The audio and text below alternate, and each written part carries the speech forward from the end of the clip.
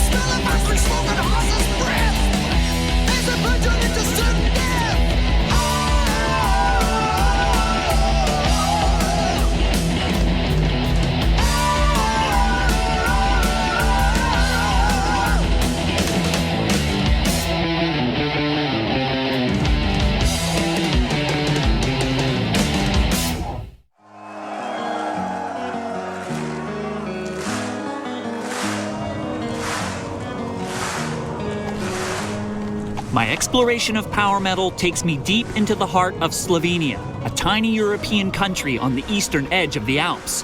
Slovenia is home to Metal Camp, an annual 3-day celebration of all things power metal. We're the epic metal warriors from Austria, Austrian metal empire.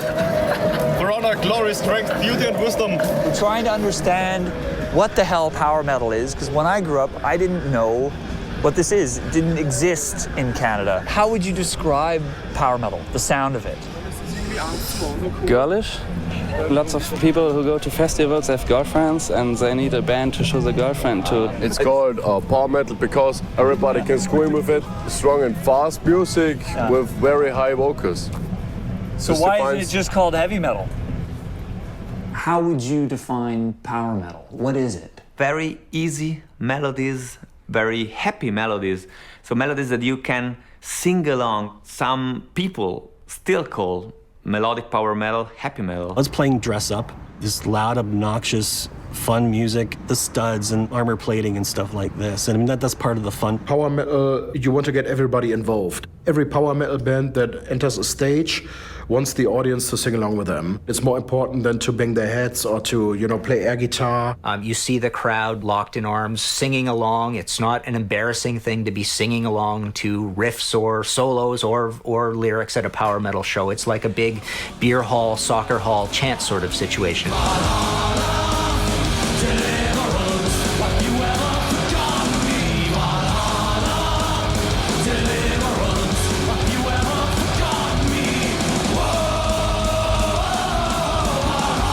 Strong element of power metal is this joyous sing-along. It's important to have that feeling of the crowd being with you. When we compose songs, this is what we have in mind, You want to have a sort of sing-along which people easily can relate to. It's amazing, you start playing the show and everybody in the audience is singing every single word, and it still gives me goosebumps, it's pure magic. When people go out to a pub in Germany and they have 10 beers, the stuff they can sing must be very simple, as melodic as possible, so everybody can join in, and that's what we call Schlager, and everybody in Germany grew up with that stuff.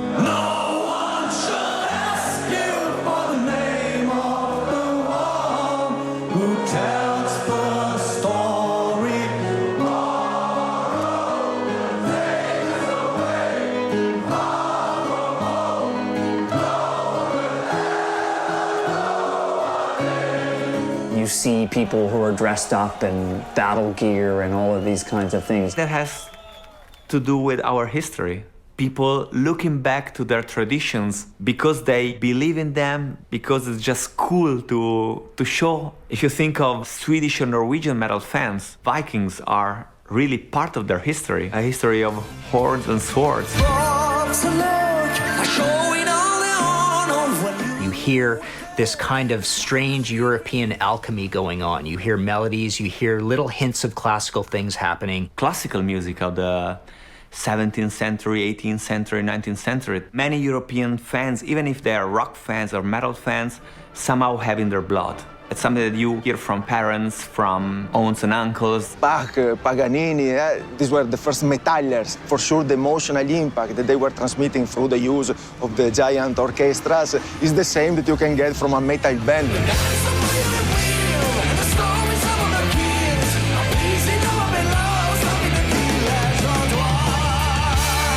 There's clearly a strong link between power metal and traditional European music and culture, and this is beginning to explain why this style is so foreign to me. But power metal also emerged in the 1990s, when thrash and glam metal were dead, and more mainstream subgenres like grunge were exploding. Grunge music was all about not being a rock star, not being cool, not being in a party mood, not celebrating what you love. Classic metal had gotten a bit stale. If you were a band that was playing this kind of classic metal, you were seen as like a dinosaur and something completely out of fashion. It was tough times. It was a time of confusion. Everybody was saying heavy metal is dead, and I think somehow the crowd was missing this kind of approach, this kind of traditional metal, and they were just looking for a band to come and play that sound.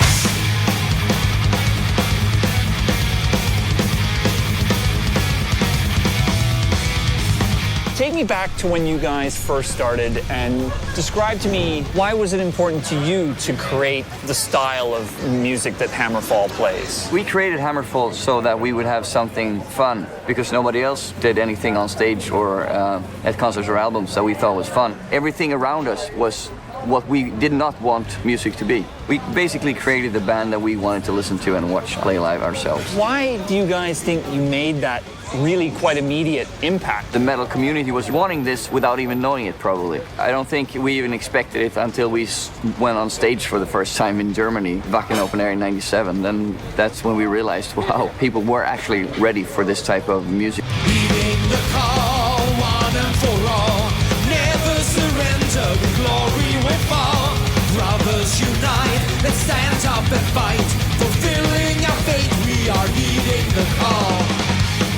Hammerfall were one of the first bands to bring back rivets and the leather on stage. That's something that, of course, in the grunge times would have been laughable for most of the fans and most of the bands. What you have is a band saying, we're not going to apologize for any of these cliches anymore. These cliches actually served a whole lot of bands well for 15 or 20 years, and they're going to serve us well, damn it. When Hammerfall entered the German charts, heavy metal broke out big again, and they sold a lot of records. Of course, other bands were signed too, from Finland, from Belgium, from Holland, from France. The time was ripe for heavy metal to come back, for real heavy metal to come back. Come across to the promised land.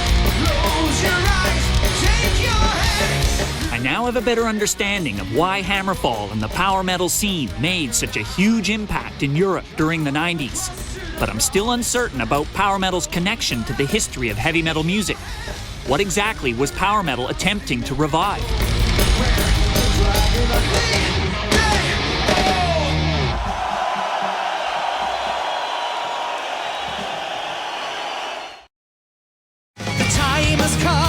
Get ready to fight, sisters and brothers in metal unite. The dreams that you had are about to come true. The voice of the warrior is calling for you. Power metal is a subgenre that revived classic heavy metal's obsession with fantasy and European folklore. But this obsession didn't start with bands like Hammerfall. The band that pioneered fantasy metal was Rainbow. Look away from the sea. Take you anywhere. Spend a vision with me. A chase with the wind. So I'm revisiting the interview I did with Rainbow's legendary vocalist, Ronnie James Dio, 5 years before his untimely death in 2010, to understand how he laid the groundwork for the power metal lyrical style. I read at such an early age and read all about dragons and knights and damsels in distress and great science fiction works. I was just, well, I've got to create what these images are and know myself. That's so cool. I decided to put all the things that I wrote in this kind of fantasy area, which made you have to think, what is he talking about? Oh, he said that? Well, I wonder what that looks like. I wanted people to have to use their imagination the way I did and create their own dragons. You can see, but you're blind. Someone turned the sun around, but you can see in your mind the gates of Babylon. Rainbow is a direct influence on modern power metal. Probably the main reason would be Ronnie James Dio as a lyricist and this world that he creates of fantasy through songs like Temple of the King, Kill the King, Stargazer, Light in the Black. It's legend and myth, medieval times, Renaissance times. When you think of the power metal bands, Ronnie James Dio was like a prototype of a lead singer. He was able to define the whole thing of being the singer hero as opposed to a guitar hero. Ronnie's way of storytelling was really amazing. Everything was left to imagination. It was like painting pictures in somebody else's head. I've always been a big fantasy fan, and he brought it into hard rock and metal music. Yeah. And the horns. Dio brought the horns. Not the Vikings. No. Sleep with the devil and then you must pray.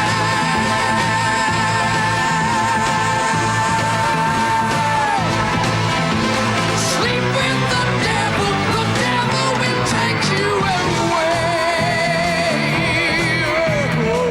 away. Evil is a great subject. The symbolism, which is incredible for artwork, for stage presentation. It goes well with black leather and chains and lights and pyrotechnics. It's just a perfect medium for it. Evil is something that we know about but don't understand why it happens and don't really ever meet up with the devil. So again, it's kind of having to use your own imagination. The power of what has been before rises to trap me within.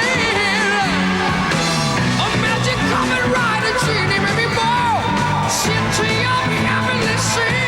While Dio established the power metal lyrical style, the singer who created the blueprint for the power metal vocal delivery was Judas Priest's Rob Halford.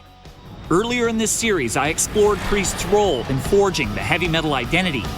But what was innovative about their music and Rob's approach to metal vocals? All life, I'm gonna live it up. Taking the flame, I sit down, never getting up. I'm a younger kind of proud.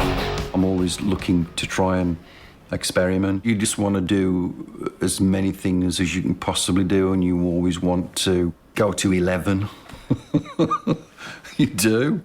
Before inner-ear monitors, before any decent monitors, you had to scream your throat out just to hear yourself on stage.